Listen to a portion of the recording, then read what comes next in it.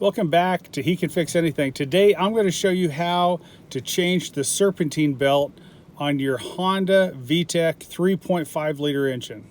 Now I want to get to this serpentine belt to take it off, but before that I want to get this hose and a few other things out of the way. The first item I want to move is this hose that goes down to the power steering pump and back to the reservoir.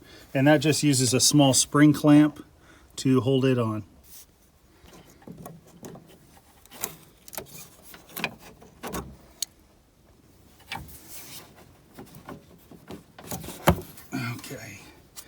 And so if I let go of this, it's going to leak all of the power steering fluid out. And so I want to clamp that shut with this vice grip. Now, a needle nose vice grip would be better, but this one's going to do the job since I can't find my needle nose vice grip. All right, that should keep leaks to a minimum. So now that we have more room, we can go ahead and get this serpentine belt off. Now, this is actually a nifty little tool to have. I think it all fits in here, but it's nice and slim, and this is used to take the serpentine belt off. I'll put a 14 millimeter socket on this.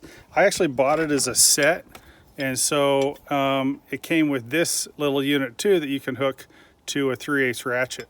And so this is a great tool. If you don't have one, you can either buy them, not terribly expensive, or if you go to any of the national auto parts chains like AutoZone and O'Reilly's, they usually let you use them for free. They'll have a checkout program.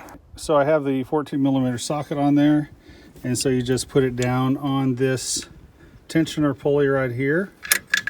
Get it slipped on like that. And then you just turn it and it loosens the belt and you can slip it off nice and easy. Now is the perfect time to go ahead and inspect this. In this area where you have the ribs, you don't want to see any cracks at all. And you can see this one is still in good condition. But if it is cracked, now is the time to replace it. And you know, a lot of times they're just anywhere from 20, 30, 40 bucks. A little expensive, but definitely a lot cheaper than a tow job. I'm not sure if you can see it or not, but there is definitely some of this power steering fluid on that tensioner idler pulley. And it's also going to be on the belt. Yeah, you can see some wet spots here on the belt. So what you want to do is go ahead and get some brake clean, parts brake cleaner, and spray that down to get all the oil residue off.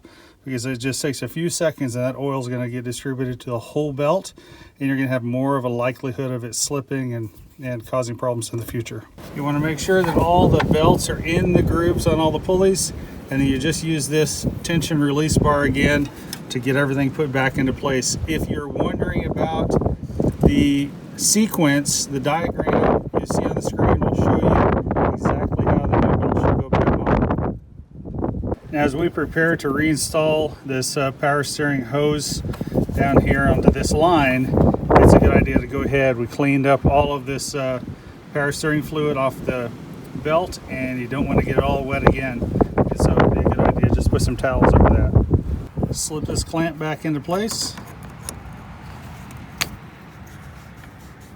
Congratulations on a job well done. You just saved yourself a bunch of money and you got some new experience at the same time.